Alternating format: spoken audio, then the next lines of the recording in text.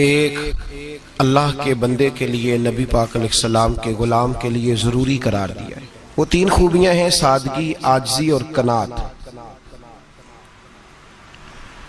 जिस आदमी के अंदर ये तीन बातें पाई जाती हैं कि वो सादा भी हो, इज्जो इनकिसार वाला भी हो, और जो चीज़ें अल्लाह ने उसे दी हो उस पर उसकी कनात भी हो, वो राजी भी हो, तो ऐसे शख्स पर अल्लाह तबारक व तआला की खास रहमत नाजिल होती है,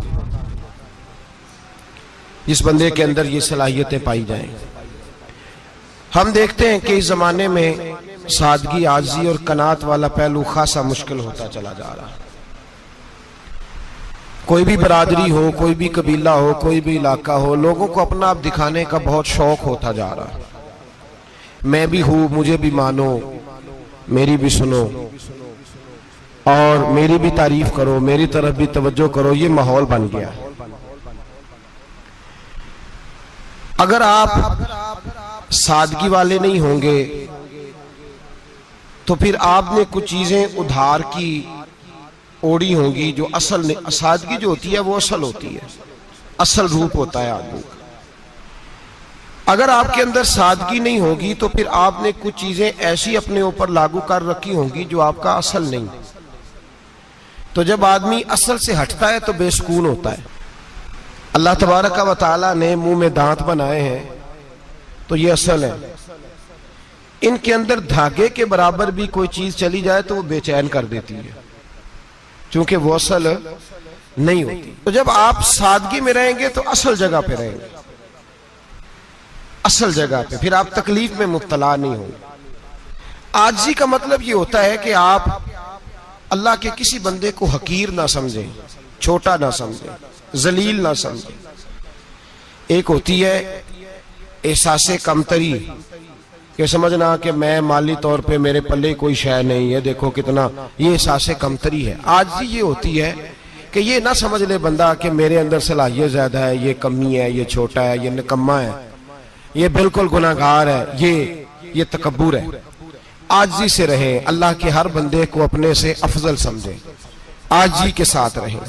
कनात ये है कि आपको जो अल्लाह ने दिया है समझे कि मेरा रब सबसे ज्यादा मेरे ऊपर ही मेहरबान है, उसने जो मुझे दिया है वो किसी और को नहीं दिया। ये शुक्र के तौर पर, तकब्बुर के तौर पे ये भी नहीं। कनात करें। आजिज़ी जब आपके अंदर होगी, सादगी होगी, तो जिंदगी इत्मीनान से गुजरेगी, सुकून से गुजरेगी।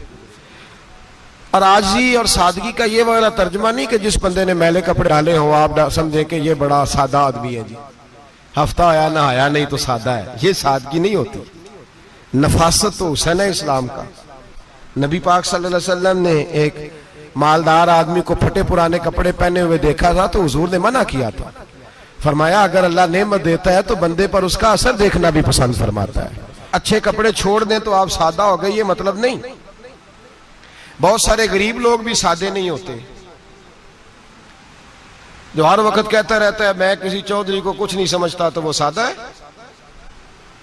जो कहता रहता है कोई नहीं मेरी नजर में, मैं आप बड़ा सियाना हूं, फलाना बंदा आया तो मैंने लाजवाब कर दिया, दो बातें नहीं फिर वो कर सका आगे से, तो आप सादे? आप तो बड़े महान तेज आदमी है भाई, आप तो अपनी करामत सुना रहे। सादगी का मतलब है बेतकल्लफ जिंदगी, जिसमें कोई तकल्लुफ ना पाया जाए। जो बंदा हो वही वो बयान करे, ये सादगी है। ये सादगी के खिलाफ है कि आप जो नहीं है वो आप। मेरा एक तजर्बा है, इसको आप कुरान और हदीस का निचोड़ ना समझिएगा, मेरी जाती बात है तो इसको जादी रहने दीजिएगा। कभी कभी मैं परेशान होता हूँ। आप किसी की दावत खाने जाए ना, वो अकीके की हो, वलीमे की हो, कोई भी हो, अच्छा जब आप खा लेते हैं ना तो फिर वो आदमी मुतालबा करता है कि आप उसकी तारीफ करें, और उसका ये मुतालबा होता है। वो बिल्कुल मेरी तरह का देहाती भी हो तो कहता मैं मुंडिया नूं कल आख्या कि लियाओ फिर कोई कट्टा चंगा तगड़ा जिहा, अज जी आखन ना कि जनाब एदी दावत सी ते इस पकाए कुछ नहीं। वो फिर जिसले कट्टा एडा वधिया लिया के नाई अगे रखिया तो उन्हें पहली बारी इंज दा वेख्या, उन्हें फिर बनाया कि कमाल कर छड़ी। मुतालबा क्या है उसका भला? तो आखे कि जिंज दी तुसां रोटी पकाई मैं कदे नहीं खादी। ये हर आदमी का मुताबिक, हर आदमी। जनाब मैं सवेरे गया हूं तो ताजी सब्जी स्पेशल आपके लिए मैं लेके आया हूं, और ये वो वाली लाया हूं जो मिलती नहीं थी पूरी दुनिया से, सिर्फ मुझे मिली है। तो ये आजिज़ी नहीं, ये सादगी नहीं, ये बनावट है। ये मैं अमीर गरीब ये सारे लोग ये काम करते हैं, सारे। जो हम नहीं वो हम बन के दिखाते हैं, जो हम हैं नहीं वो हम बनते हैं। उसका नुकसान ये होता है कि जब वो चीज जो असल नहीं होती वो आती है तो तकलीफ देती है। नबी पाक अलैहिस्सलाम की जिंदगी सादी थी। किस तरह की सादी थी? दो जुमले, हजरत अब्दुल्ला इब्ने अब्बास के दो जुमले और बात खत्म कर दी। फरमाते हैं मेरे रसूल पाक अलैहिस्सलाम की जिंदगी सादी थी। ये कैसी सादी थी? फरमाते हैं जो मिलता था हुजूर पहन लेते थे, जो सामने आता था खा लेते थे। कोई तकल्लुफ नहीं कि मैंने ये नहीं खाना, ये खाना है, ये नहीं लेना, ये लेना है। ये मिजाज नहीं, तबीयत नहीं। हमारी तो पसंद नापसंद होती है ना। हुजूर को कद्दू ज्यादा पसंद था, ये तो आपको हदीस में मिलेगा, ये तो मिलेगा। लेकिन ये नहीं मिलेगा कि नबी पाक सल्लल्लाहु अलैहि वसल्लम को गंदम नापसंद थी, ये नहीं मिलेगा। आपको ये तो मिलेगा कि रसूल पाक को दूध ज्यादा पसंद था, ये नहीं मिलेगा कि सादा पानी नापसंद था। ये तो आपको मिलेगा कि नबी करीम सैयद आलम सल्लल्लाहु अलैहि वसल्लम जमीर पर सोने को पसंद करते थे। ये नहीं मिलेगा कि चारपाई पर सोने को नापसंद करते थे। यानी हुजूर की जिंदगी सादी है, उसमें तकल्लुफ हमारी पसंद नापसंद होती है, और जो शय हमें पसंद नहीं वो फिर है ही नहीं सही, वो गलत हो गई फौरन, वो सिरे से उसका कोई असर ही नहीं रहा, वो बिल्कुल तबाह हो गई। मेरे हबीब पाक सैयद आलम अलैहिस्सलाम ने सादी जिंदगी गुजारी और आजिज़ी वाली जिंदगी गुजारी। हम लोग आजिज नहीं होते, आजिज नहीं हो। अगर हम लोग आजिज हो जाए तो लड़ाइयां खत्म हो जाए। हर खानदान में हर घर में लड़ाई है, इसका मतलब है कि आजिज़ी, जहां आजिज़ी होती है वहां लड़ाई, वो लड़ाई नहीं होती, झगड़ा नहीं होता। हमारा भाई से, भतीजे से, भांजे से, बीवी से, ससुराल वालों से, रिश्तेदारों से, भाइयों से अगर इख्तलाफ चल रहा है और हर जगह चल रहा है तो सारी जगह तो गलतियां नहीं ना पाई जाती, कहीं हमारी भी गलती होती है। तो ये जो इख्तलाफ चल रहे हैं और सुलह नहीं हो रही, इसकी वजह यह है कि हमारे अंदर आजिज़ी इनकिसारी हो, तो फिर तो झगड़ा ही कोई नहीं। मेरे नबी पाक अलैहिस्सलाम की जिंदगी में आजिज़ी है, इनकिसारी है। इसलिए हुजूर ने कभी लंबी चौड़ी बातें नहीं सुनाई। सहाबा कहते हैं नबी पाक अलैहिस्सलाम तकरीर छोटी करते थे, नमाज लंबी पढ़ते थे। तकरीर, नमाज, हमारी बातें लंबी और नमाजें अल्लाह अकबर, उल्ट बिल्कुल सिलसिला। नबी पाक अलैहिस्सलाम ने सादगी, आजिज़ी को अपनाया। बहुत गरीब आदमी, बड़ा माड़ा बंदा जो 100 रुपया दिहाड़ी लेता है, और बाहर जब वो दिहाड़ी करने गया है तो वो शाम को जब उसने ना समेटा है ना वो सीमेंट और रेत और वो सारी चीजें, तो वहां वो झाड़ू फेर के आया है।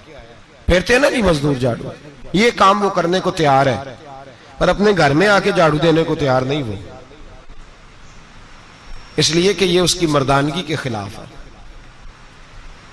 बाहर जब वो गया है, किसी होटल में काम कर रहा है, टाई पैंट कोट पहन के वो बड़ा अच्छा, वहां अगर उसको बर्तन धोने पड़े तो धो लिए, बल्कि अगर नाराज ना हो जाए बाहर रहने वाले साथी, तो ढेरों लोग बाहर जाके होटलों में बर्तन मांजते हैं, लेकिन वहां उनके रोब को, उनके नाम को कोई धब्बा लगता, लेकिन घर के अंदर जिस बर्तन में उन्होंने खुद रोटी खाई है, अगर उनको ये कह दिया जाए ना कि ये धो लो,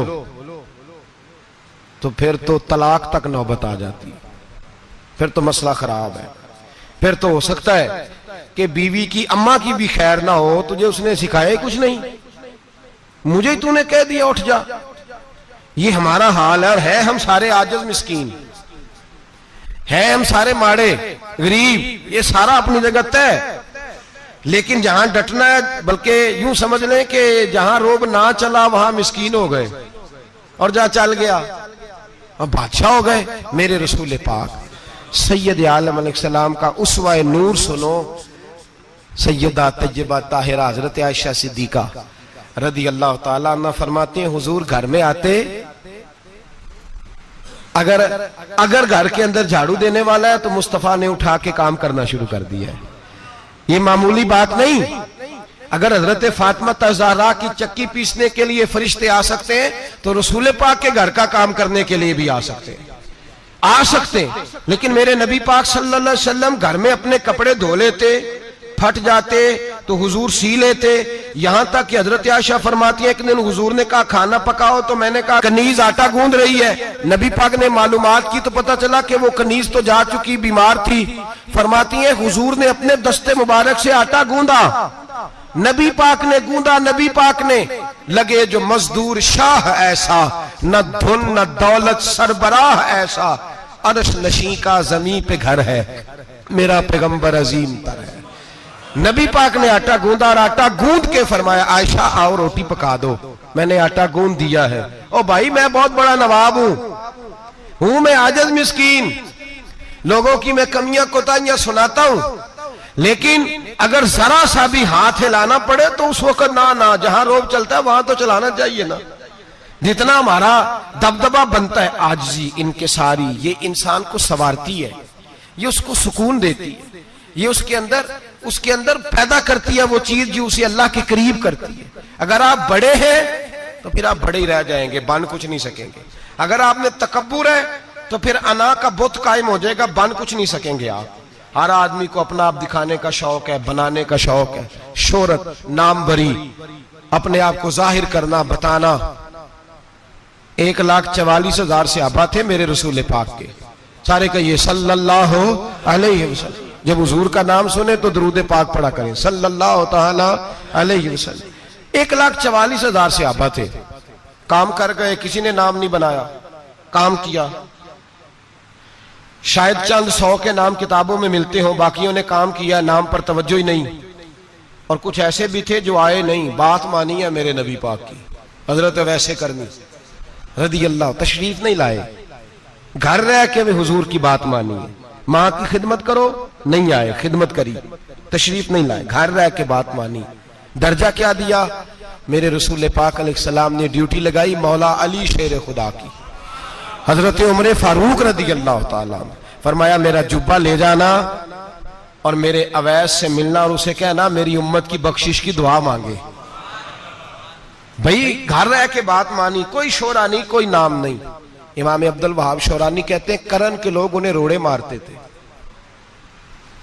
और उनसे पूछते थे तेरा नाम क्या है, तो जनाबे वैसे करनी फरमाते थे अगर तो कयामत में बख्शा गया तो नाम बता दूंगा, और अगर वहीं अड़ गया तो नाम से क्या रह जाएगा, यहां तो लिखा रह जाएगा। और फिर दुआ मांगी, इमाम शौरानी ने लिखा है दुआ मांगी हजरत अवैस करनी ने, ए अल्लाह मैंने जिंदगी छुप के गुजारी है, मुझे जाहिर ना करना। मैं सिरापा मखजन राज था और रहा था मुद्दतों राज में, ये तो तेरा शौक के दीद कशा कशा मुझे खींच लाया मजाज में। ए अल्लाह मैंने पर्दे में वक्त गुजारा है, अल्लाह मस्तुरना बिसुत्रिकल जमील, ए अल्लाह बस मुझे पर्दों में रखना, पर्दों में। उठ बुलिया चलो थे बसिए जिथे बस देनी सारे ही अन्ने, ना कोई साड़ी जात पछाणे ना कोई सानू मन्ने। ए अल्लाह मुझे पर्दा दे, शोहरत नहीं चाहिए, मेरा नाम ना हो, कोई जाने कोई पहचाने ना, बस मैं तेरा हूं तो छुप के तेरे पास आ जाओ। इमाम फरमाते अल्लाह 70,000 फरिश्ते कयामत के दिन हजरत वैसे करनी की शक्ल के पैदा करेगा और उन फरिश्तों के अंदर छुपा के जनाबे अवैस को अपनी और अपने महबूब की बारगाह तक ले जाएगा, क्योंकि वो छुपे रहे, जरूरत नहीं। मैं सिरापा मखजन राज था, मैं तो रहा था मुद्दतों राज में, ये तो तेरा शौक के दीद कशा कशा मुझे खींच लाया मजाज में, शौक नहीं। मुझे भी पूछ लो, मेरा भी नाम ले लो। अब तो इस कदर ज्यादा अना का बुत आ गया, रोटी खिलाओ, जिसको खिलाई उसकी फोटो खींच के फेसबुक पे दो, पानी पिलाया तो पहले उसकी फोटो दे लो, अगर सलाम लिया तो पहले छोड़ दो यार, बस करो। ये अना के बुत बना लिया हम लोगों, किस चक्कर में पड़ गई है दुनिया। एक गरीब को 2, 4, 5 रुपए क्या दे दिए, एक आटे का थैले का दे दिया, 4 अखबारों में खबर दे दी, ये आजी है, ये तरीका है। अब तो लोग यहां तक रियाकारी करने लगे, नमाज पढ़ने के लिए आते हैं तो पहले फोटो खींच के आते हैं, जुम्मे की तैयारी करते हुए। बस कर दें, बस करें। कहीं रुके, किसी जगह स्टॉप करें, अपने अंदर इंकिसारी पैदा करें। जो खत्म हो गया वो बच गया, जो अपने आप को बनाता रहा वो कभी बन ना सका। बचा वही जो रब की बारगाह में मिट गया। हमारी तो उम्र गुजर गई है अपने आप को तामीर करते, सारी जिंदगी गुजर गई। मेरा भी नाम लो, 30 साल में रह के आया हूं जी सऊदी अरब के फलाने मोहल्ले में, किसी से मेरा नाम पूछोगे तो पहुंच जाओगे। क्या होते थे आप वहां, क्या नाम पूछे? वहां तो बादशाहों के नाम अब कोई नहीं लेता, मिट गए, जो आए थे चले गए। गखड़ आना तो चौक से किसी से भी पूछ लेना, मैं भी होता हूं, क्या होते हो? यहां बड़े लोग थे जिनका तूती बचता था, खत्म हो गए। तू और मैं भी जाने वाले, और जमाना आएगा, मिटने के लिए दुनिया आई है। अगर दुनिया में खुद ब खुद अपने आप को मिटा के रखोगे तो अल्लाह इज्जत अता फरमाएगा। हम तो इतना खड़े हुए हैं कि बहनों से, भाइयों से, ससुराल से, रिश्तेदारों से कट गए हैं बिल्कुल, इसलिए कि बुत नहीं टूट रहा अंदर का। मेरे नबी पाक सैयद आलम अलैहिस्सलाम के गुलाम बड़ा कुछ थे, पर उनकी जुबानों पे कभी कुछ होने का जिक्र नहीं आया। बड़ा कुछ थे वो, बड़ा कुछ थे। हजरत अबू बकर सिद्दीक रदी अल्लाह, बड़ा कुछ थे ना, क्या बात थी। मेरे मुस्तफा करीम सैयद आलम सल्लल्लाहु अलैहि वसल्लम ने फरमाया, अबू बकर मेरा वो खलील है कि दुनिया में भी मेरा सज्जन है, कयामत में भी मेरा दोस्त होगा, दुनिया और आखिरत में। वही अबू बकर है। मोहल्ले में 7 गरीब बच्चियां रहती हैं, वो कहती हैं हमारी बकरियां, बाप फौत हो गया, बकरियों का दूध धो दो। तो अबू बकर सिद्दीक बकरियों का दूध धोने चले जाते हैं, उनके घर का काम काज करके आते हैं। सैयदना उमर फारूक, मेरे नबी पाक अलैहिस्सलाम ने फरमाया, फरिश्ते 950 साल मेरे उम्र की शान बयान करें तो खत्म नहीं हो सकती। इतना बड़ा शख्स उमर फारूक, इतना बड़ा आदमी। एक दिन ऐलान किया उमर फारूक ने, लोगों मस्जिद में आओ, बात करनी है। अमीरुल मोमिनीन का पैगाम है, सारे मस्जिद में आ जाए। खचाखच मस्जिद नबी सहाबा से भर गई। और ऐसा जब ऐलान होता था तो सहाबा दौड़ के आते थे, शायद को जंग है, शायद किसी ने हमला कर दिया है, शायद कोई नई बात है। दौड़े आए लोग, मस्जिद नबी खचाखच भर गई। सैयदना फारूक आजम रदी अल्लाह तआला अन्हु मिंबर पे बैठे। हजरत अब्दुर रहमान इब्ने औफ रदी अल्लाह तआला अन्हु फरमाते हैं कि सहाबा तजस्सुस के देख रहे हैं कि पता नहीं किसी तरफ से पैगाम नहीं आ गया, कोई काफिर हमला नहीं करने लगा, अल्लाह जाने क्या हुआ है, बड़ी परेशानी है। उमर बैठे, अल्लाह की हम्द की, नबी पाक सल्लल्लाहु अलैहि वसल्लम पर दुरूद पढ़ा, और फिर उमर फारूक बोले, फरमाने लगे, मैं जब मक्के में रहता था ना तो कभी घर में कहत आ जाता था, कभी कहत आता था घर में, बकरियों के दूध खुश्क हो जाते थे, गंदम नहीं मिलती थी, पानी नहीं होता था। तो फरमाया मेरी अम्मा मुझे खाला के घर भेज देती थी। कबीला बनु मखजूम, उस कबीले में मेरी खाला की शादी हुई थी तो वो मालदार लोग थे, उनके पास ज्यादा बकरियां, ज्यादा ऊंट, ज्यादा गायें, ज्यादा खेत थे। हजरत उमर फारूक फरमाने लगे, मैं उनके घर जाता तो मेरे खालू समझ जाते कि उमर को इसलिए भेजा गया है कि कहत आ गया है। फरमाते हैं वो मुझे सवेरे बकरियां चराने ले जाते, शाम तक मैं उनकी बकरियां चराता। अमीरुल मोमिनीन उमर, एक तरफ मसला यह है कि कैसर और किसरा की दीवारें हिल रही हैं उमर के नारों से, और इधर उमर मिंबर पे बैठ के खुतबे दे रहे हैं। फरमाते हैं मैं बकरियां चराता, शाम तक खाला के घर जाके मजदूरी करता, और फरमाते हैं शाम होती तो एक मुट्ठी किशमिश मुझे देते वो। आप फरमाते हैं मैं बड़े कद वाला था, एक मुट्ठी किशमिश मिलती है, कभी एक मुट्ठी खजूरें, मैं शाम को खा के सो जाता। कई महीने यूं ही गुजरते तो मेरी अम्मा का पैगाम आता कि हालात सही हो गया, मेरे बेटे को भेज दो। ये बात कही, हजरत उमर रोने लगे और फिर कहने लगे अब वो वक्त आया है कि लोग मुझे अमीरुल मोमिनीन उमर कह के पुकारते हैं। बस ये 2 बातें की। उमर ने कहा चलो जोहर का वक्त हो गया, अजान पढ़ो, उठो नमाज पढ़े, उठो। अजान हुई, इकामत हुई, जनाब उमर ने नमाज पढ़ाई, लोग चले गए तो सैयदना अब्दुर रहमान इब्ने औफ जराना था जनाब उमर से, बाजू पकड़ के कहने लगे उमर सियाना बंदा यार, तू ये 2 बातें सुनाने के लिए इतना मजमा इकट्ठा किया था, ये 2 बातें कहने के लिए कि मैं खाला के घर जाके मजदूरी करता था तो एक मुट्ठी किशमिश मिलती थी, एक मुट्ठी खजूरें, ये कहने के लिए कि मैं बकरियां चराया करता था। तो हजरत उमर फारूक रदी अल्लाह तआला अन्हु फिर रोए, फिर आंखों में आंसू आए। कहने लगे अब्दुर रहमान, आज ना मिस्र शाम से कुछ लोग आए थे और वो बता रहे थे कि उमर तेरा डंका वहां भी बड़ा बजता है, वो मुझे कह रहे थे तेरे नाम के वहां भी बड़े दबदबे हैं, बड़े तज़किरे हैं। तो मेरा नफ्स मुझे कह रहा था उमर देखा देखा तू यहां बैठा है और वहां तेरे नाम का शोर हो रहा है, मुझे इसने बड़ा किया है। तो मैंने आज मुस्तफा के सारे गुलाम इकट्ठे करके अपनी औकात बता दी है। मैंने अपनी औकात बताई है कि मैं कुछ नहीं, कोई शय नहीं, कोई चीज ही नहीं, असी किसी दे कुछ नहीं जे लगदे, ना कोई साडा दर्दी। मैंने बताया है कि मैं तो किसी के बकरियां चरा के एक मुट्ठी किशमिश लेके गुजारा किया करता था।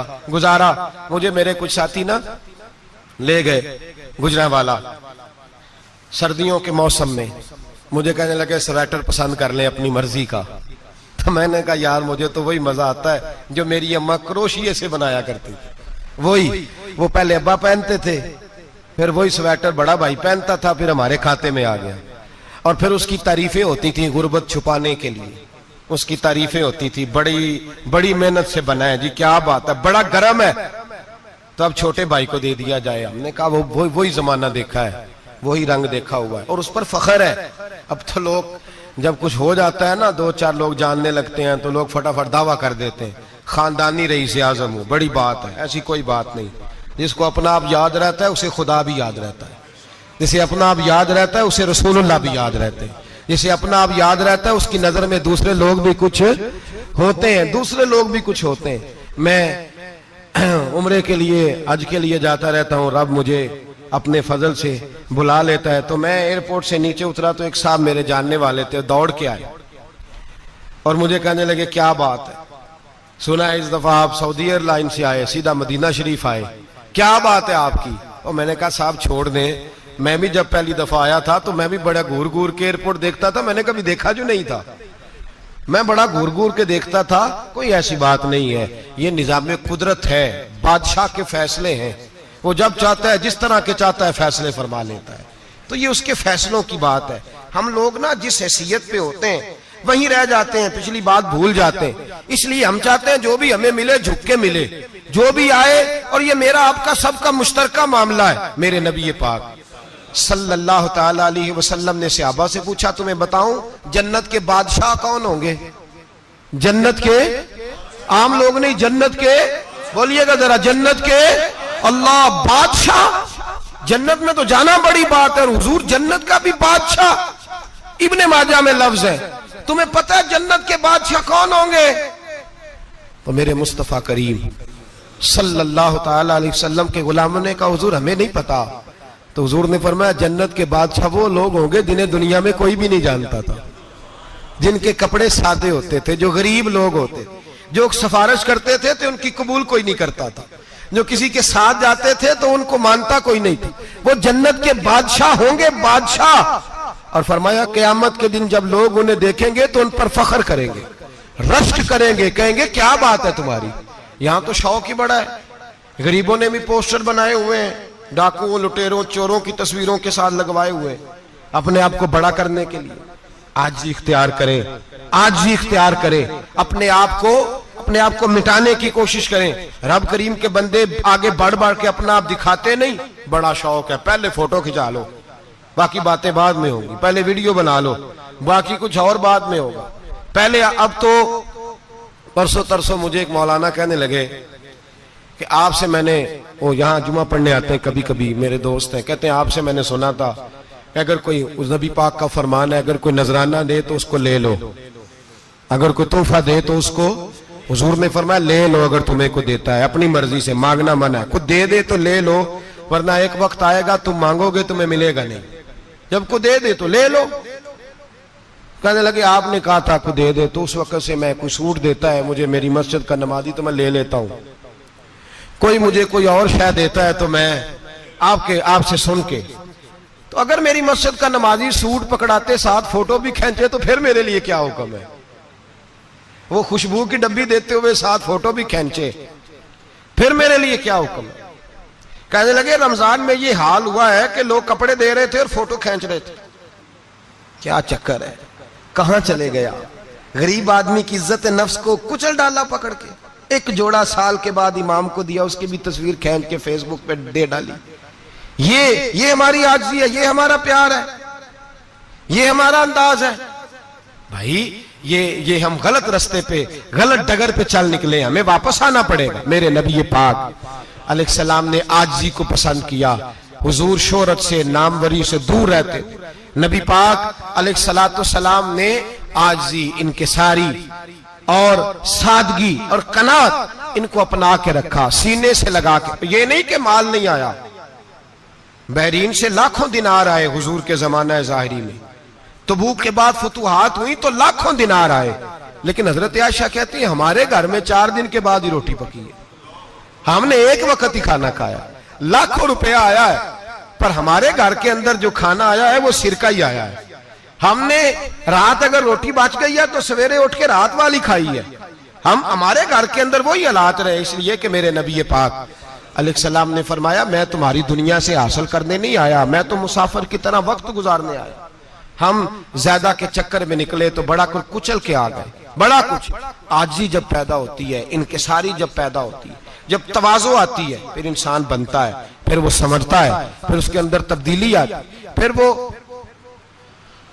और बुजुर्ग फरमाते हैं आजिज़ी वाले को नमाज में भी लज्जत आती है, वरना तो किसी ने पूछा था, एक शायर इस्लामाबाद में रहते थे, तो उनसे किसी ने पूछा कि आपका शहर किस तरह का है।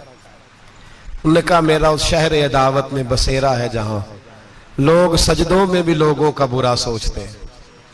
मेरा उस शहर अदावत में बसेरा है जहां लोग सजदों में भी लोगों का, नमाज पढ़ते हुए कहते हैं देखो कितनी बू आ रही है इससे, कपड़े नहीं बदल के आया, नमाज पढ़ते हुए भी साथ वाले के बारे में बुरा सोच रहे। जब आजी सैयद अहमद कबीर रिफाई रहमतुल्लाह ताला अलैह, ये सिलसिला रिफाइया के शेख हैं, आला हजरत रहमतुल्लाह अलैह ने इनकी बड़ी तारीफ लिखी है फतावा रज़विया में।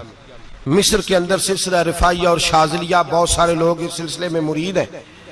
सैयद अहमद कबीर रिफाई इतने बड़े सूफी थे कि मेरे मुस्तफ़ा करीम सल्लल्लाहु अलैहि वसल्लम के रोजे पर हाजिरी देने गए।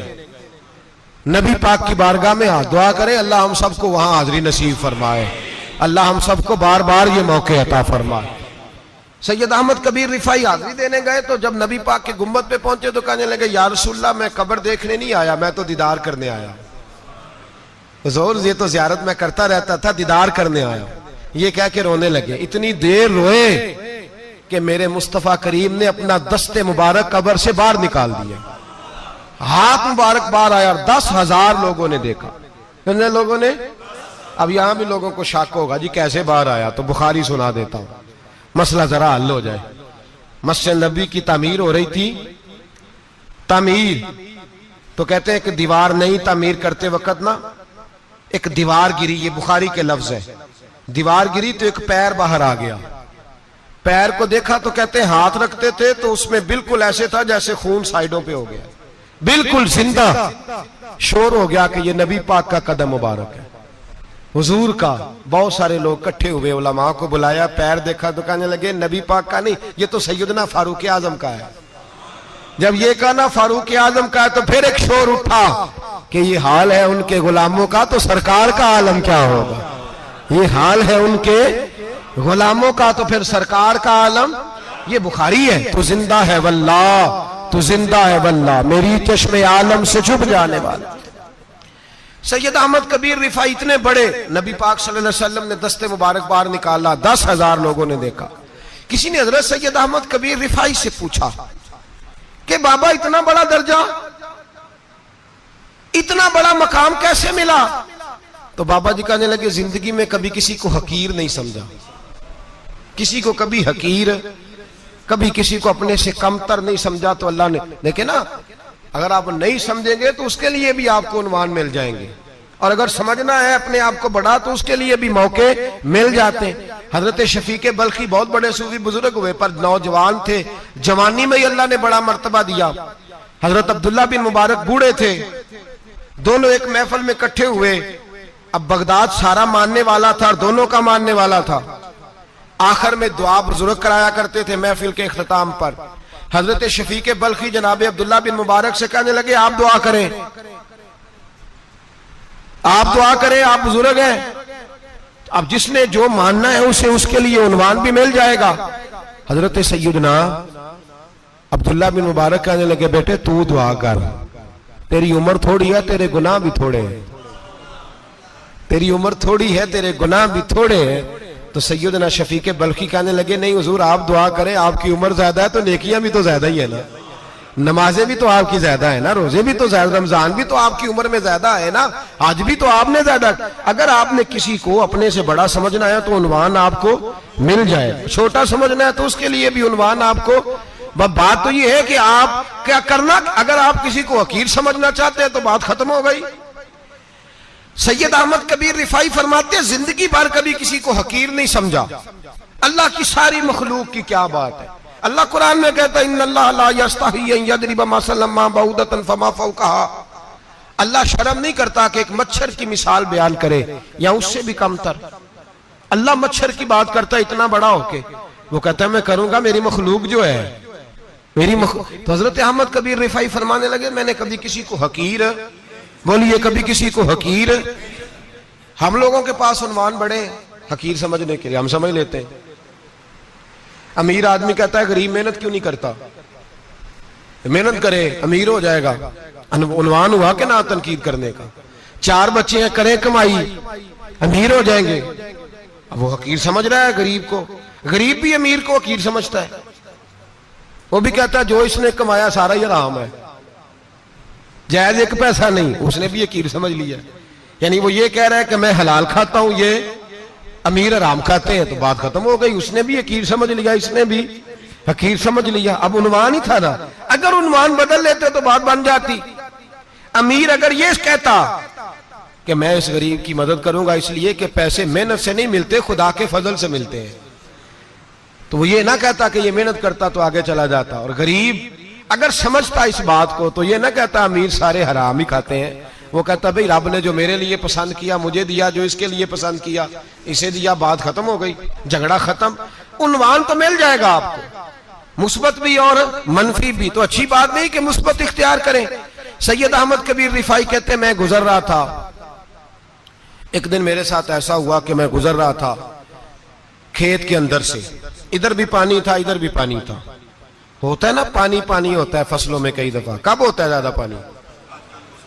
नहीं, जब कद्दू करीदा है जी, और जब कद्दू करते हैं ना तो दोनों जाने पानी भरा होता है ना जी, वो ट्रैक्टर भी पानी में चलता है। मैं पेंडू हूं ना, मुझे ज्यादा पता है क्या हालात होते हैं।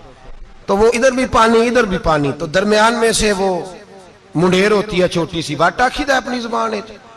तो कहते इधर भी पानी था इधर भी पानी था। सैयद अहमद कबीर रिफाई कहते हैं मैं गुजर रहा था, असर की नमाज का टाइम हो गया, मैं जल्दी जल्दी जा रहा, सामने से कुत्ता आ गया। इंसान अशरफुल मखलूकात है, लेकिन वो अल्लाह का शुक्र करेगा कि उसने मुझे अशरफ बनाया है। ये नहीं कह सकता कि ये मखलूक हकीर है, ये बुरी है, ये नहीं कह सकता। शुक्र करे कि मुझे अल्लाह ने अशरफुल। सैयद अहमद कबीर रिफाई कहते कुत्ता आ गया सामने से। अब कुत्ता आया तो मुझे जल्दी थी, कुत्ता भी भीगा हुआ था। अब मेरा दिल करे कि कुत्ता नीचे उतरे तो मैं गुजरूं, कुत्ता खड़ा है कि ये साइड पे हो तो मैं गुजरूं।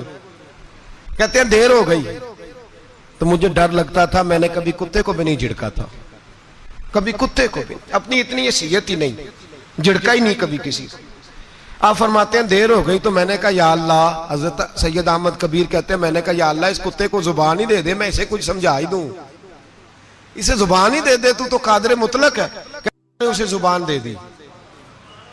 तो मैंने कुत्ते से कहा नीचे उतर जा, मैंने नमाज पढ़नी है। तो कहने लगा बाबा जी आप उतर जाए, आप उतर जाए, आप उतर जाए, मैं क्यों उतरूं? तो सैयद अहमद कबीर रिफाई कहते हैं मैंने उससे कहा कि बात यह है कि मेरे ऊपर नमाज फर्ज है, तेरे ऊपर फर्ज नहीं, तो मैंने नमाज पढ़नी है।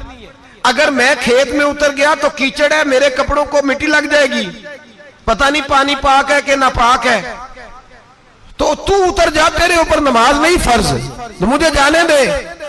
तो सैयद अहमद कबीर रिफाई कहते हैं उसने ऐसी बात की कि मेरे ऊपर वजह तारी हो गया। कुत्ते ने बात की तो मैं कांपने लगा। राती जागे शेख सदावे, राती जाग दे कुत्ते, तैथों उत्ते मालक दा दर मूल न छड़ दे, भावे मारो 100 जुत्ते, तैथों उत्ते ओ एक बुरकी दा कदर पछानन, भावे मालक होमन सुत्ते, तैथों उत्ते रुखा सुखा खा दिने जार रुखा विच सुते ते तैथू उत्ते उठ बुलिया चल यार मना लै नहीं ते बाजी लै गए नहीं कुत्ते। उठ बुलिया चल यार मना लै नहीं ते बाजी लै गए कुत्ते ते तैथू उत्ते। सैयद अहमद कबीर रिफाई कहते हैं वो मुझे कहने लगा आप उतर जाए, तो मैंने कहा भाई मेरे ऊपर नमाज फर्ज है, तेरे ऊपर फर्ज नहीं, तू उतर जा, मेरे कपड़े आलूदा हो जाएंगे तो क्या करूंगा। तो कहते हैं उसने बात की तो मैं घबरा गया और छलांग लगा के मैं खेत में उतर गया। मुझे कहने लगा बाबा जी कपड़े अगर आपके कीचड़ से आलूदा हो गए तो पानी से साफ हो जाएंगे, और अगर मुझे हकीर जान के आपका दिल आलूदा हो गया तो 7 समुद्रों से भी साफ नहीं होगा। कपड़े पानी से धुल जाएंगे और दिल अगर तकब्बुर से आलूदा हुआ तो 7 समुद्रों से भी सही हो सकता ना ना ना।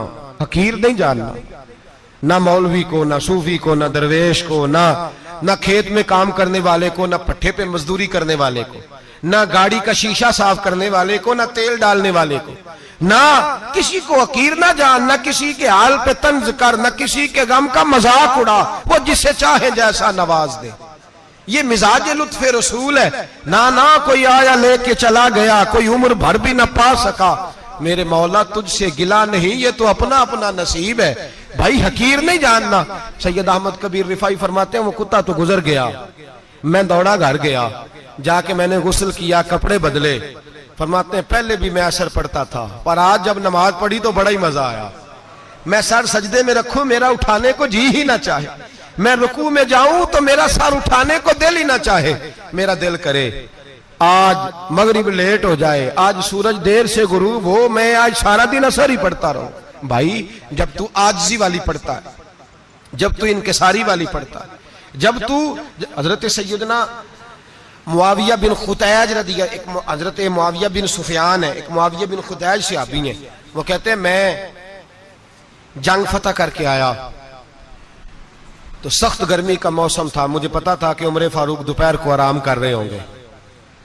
आप फरमाते मैं मस्जिद नबी में बैठ गया, एक बच्ची जनाब उमर के घर से निकली तो मुझे कहने लगी मुआविया आपका नाम है? मैंने कहा हाँ। अंदर जाके जनाब उमर को बताया तो उमर दौड़े आए, और जब आए तो सर पे टोपी कोई नहीं, पैरों में जूता कोई नहीं।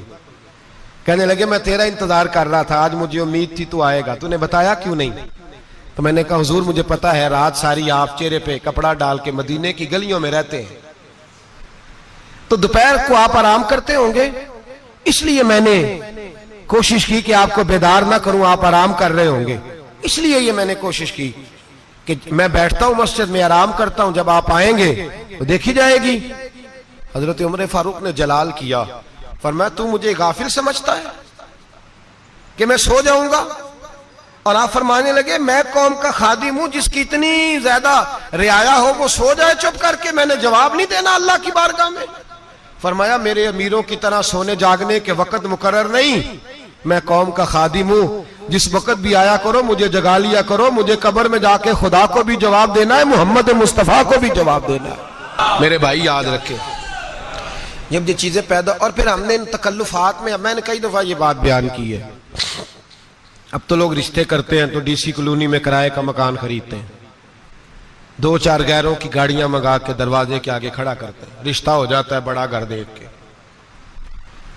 और जब शादी के चौथे दिन पता चलता है कि ये किराए का मकान था, तो रिश्ते मकानों पे कायम नहीं होते, एतबार पे कायम होते हैं।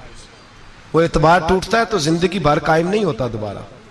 जो आप हैं आप वही रहें, जो आप नहीं है वो कभी बनने की कोशिश ना करें।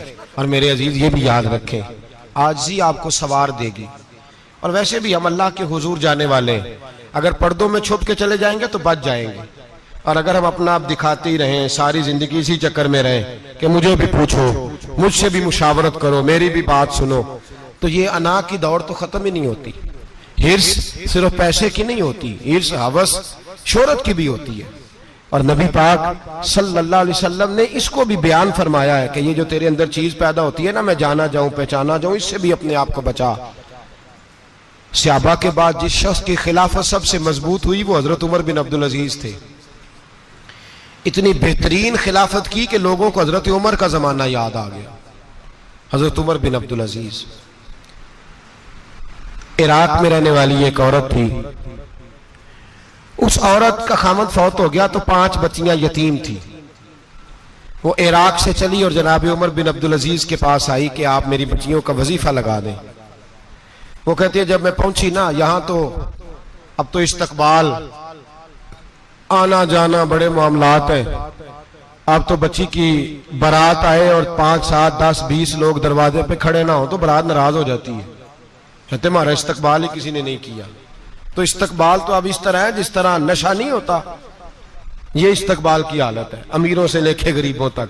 मुझे पूछा ही नहीं किसी ने, कुर्सी नहीं दी, आगे नहीं बिठाया, ये वाला मामला है। और मैं मेरी तरह के लोग, नेक लोगों की बात नहीं करता। अब तो हम देखते हैं फुला मौलाना का इस्तकबाल हो रहा है, फुला के लिए लोग खड़े हो रहे हैं, नारे लग रहे हैं।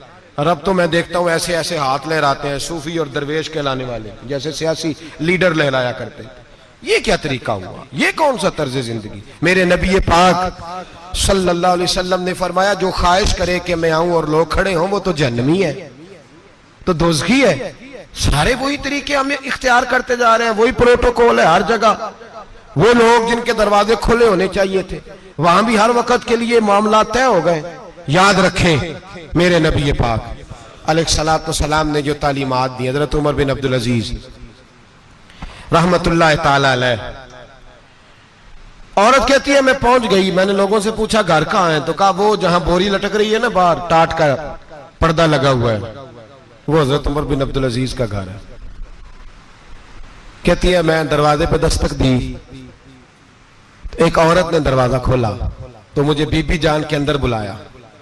तो उनके घर के अंदर जब मैं दाखिल हुई तो बड़ा सारा सेन था, एक तानिम कुआं लगा था, एक तरफ एक बड़ा दरख्त था और एक छोटा सा बनाई हुई थी जगह बर्तन धोने के लिए। और बीबी ना बर्तनों को मिट्टी लगा के, साबुन लगा के बैठी हुई थी, काम कर रही थी वो औरत। मुझे उसने दरख्त के नीचे बिठाया, पानी पिलाया।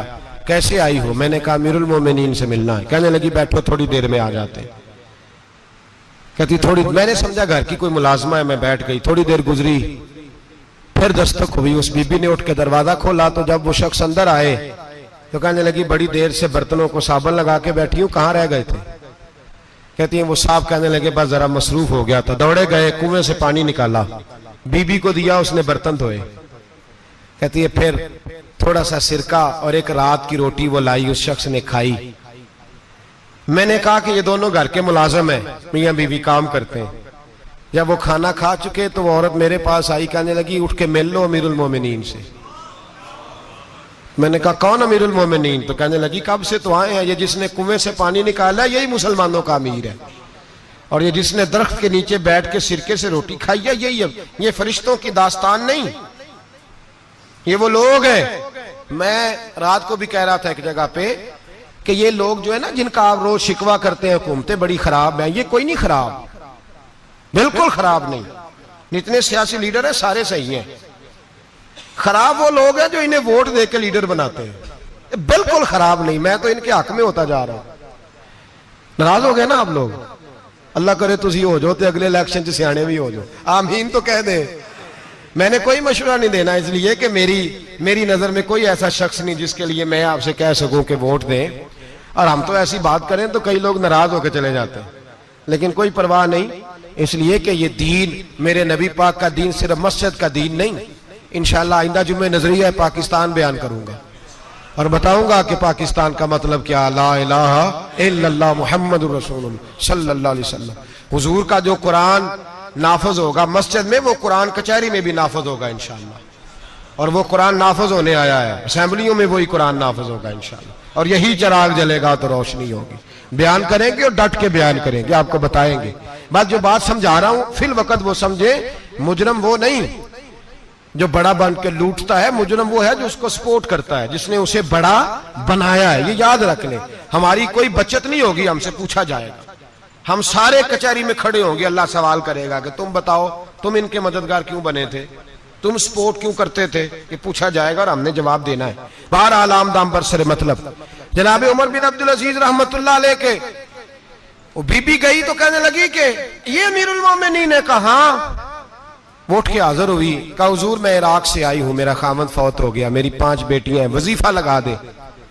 वो बीबी कहती है मेरा दिल था कि यतीम बच्चियों का 100 दिनार साल का लगा देंगे तो बड़ी बात है। कहती है जब मैं उनके पास गई तो हजरत उमर बिन अब्दुल अजीज को बताया तो वो रोने लग गए और मुझसे माफियां मांगने लगे। मैंने कहा हुजूर आप क्यों माफी मांगते हैं? तो कहने लगे इसलिए माफी मांग रहा हूं कि तू मेरी रियाया में थी और तेरी 5 बच्चियां यतीम थी, तुझे खुद चल के आना पड़ा है। मेरा काम था तेरी खबर लेता, माफ कर दे अल्लाह की रिजा के लिए। उन्होंने वजीफा लिखना शुरू किया तो मेरी एक बच्ची का 1000 दिनार साल का लिखा। मैंने कहा अल्लाह तेरा शुक्र है।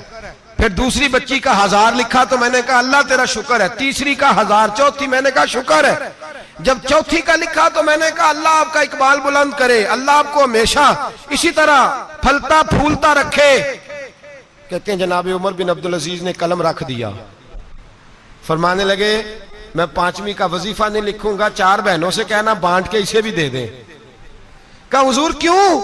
आप फरमाने लगे जब तक तू अल्लाह का शुक्र अदा कर रही थी मैं भी रब से जुड़ा हुआ था और अल्लाह से डर के लिख रहा था। अब तूने मेरी तारीफ की है, अब मेरी जात आ गई है। अब मैं अगर ये वजीफा लिखूंगा तो इससे अल्लाह राजी नहीं होगा, इससे मेरे नफ्स में रिया पैदा होगी। अब मैं 5वीं का नहीं लिखूंगा, जा और जाके इराक के गवर्नर को दे। बीबी कहती है मैं घोड़े पे बैठी और मैं चंद दिनों के बाद इराक पहुंची। जब सवेरे आके मैंने वाली इराक को रुका दिया तो वो चीख मार के रोया। मैंने कहा क्या हुआ? तो कहने लगा बीबी आज रात को हजरत उमर बिन अब्दुल अजीज का इंतकाल हो गया, फौत हो गए, तो इंतकाल कर गए। कहती मैं भी तड़प के रोई। मैंने कहा मेरी यतीम बच्चियों का क्या बनेगा? तो वो गवर्नर कहने लगा तेरे वजीफे जारी रहेंगे, तुझे मिलते रहेंगे। तो कहने लगी कैसे? कहने लगा मैं अगर तो गवर्नर रहा तो तेरा वजीफा जारी रहेगा और अगर गवर्नरी से उतर भी गया तो मैं जाती तौर पे मालदार हूं, फिर भी तेरी बच्चियों के माहाना पैसे पहुंचते रहेंगे। मैंने कहा तू क्यों देगा? कहती है वो रो पड़ा। कहने लगा अगर अमीर हजरत उमर बिन अब्दुल अजीज जैसे हो तो फिर अल्लाह गवर्नरों के दिलों में भी रहम डाल दिया करता है, फिर मेरे जैसे लोगों को भी वो बदल देता है। हजरत उमर बिन अब्दुल अजीज घर आए, 3 बेटियां थी। एक को आवाज दी, वो आई तो उसने मुंह पे हाथ रखा है। दूसरी को आवाज दी, वो आई तो मुंह पे हाथ रखा है। तीसरी को आवाज दी तो मुंह पे हाथ रखा है। आपने अपनी बीवी से कहा कि ये बच्चियां मुंह पे हाथ क्यों तीनों ने रखा हुआ, क्या बात है? तो बीबी रो पड़ी, कहने लगी 4 दिन हो गए मेरी बेटियां प्यास से रोटी खा रही हैं। 4 दिन हो गए, उनके मुंह से बदबू आती है, इसलिए वो आपके सामने आती हैं तो मुंह पे हाथ रख लेती हैं। 4 दिनों से बीबी रो रही है। हजरत उमर जलाल में आ गए। आप फरमाने लगे तू ये रो रही है, तू रोई है, तूने मेरे घर में रह के अल्लाह की नाशुक्री की है, तू शुक्र अदा नहीं करती कि 3 वक्त प्याज और रोटी तुझे घर की 4 दीवारी के अंदर मिल जाता? रो रही है और मैं आ मेरे साथ बाहर निकल, तुझे वो लोग दिखाऊं जो झोपड़ियों में रहते हैं और मांग के खाते हैं। आ तुझे दिखाऊं। इतनी नाशुक्री कि घर के अंदर प्याज पहुंच रहा है, रोटी पहुंच रही है और तू कहती है मेरी बेटियां प्याज से खाती हैं, शुक्र कर फाके नहीं काटने पड़े। फिर अगले लफ्ज कहे तो रो पड़े। फरमाने लगे मैंने तो मुस्तफा के वो हालात भी सुने हैं जिसमें कई दिन बीबी फातिमा ने फाके किए। तू घर के अंदर प्याज पहुंच रहा है, तू अभी भी। सादगी, आजिज़ी और कनात नेमत थी इन लोगों की। हमारे यहाँ रोज शिकवा है, किस बात का? गाड़ी कोई नहीं। रोज रोना है, किस बात का? बंगला कोई नहीं। रोज रोना है, किस बात का? बैंक बैलेंस कोई नहीं। 10 जोड़े क्यों नहीं ईद पे आए? और ये सिर्फ औरतों का मसला नहीं, हमारे अंदर भी ये बात बदरजे औला। हम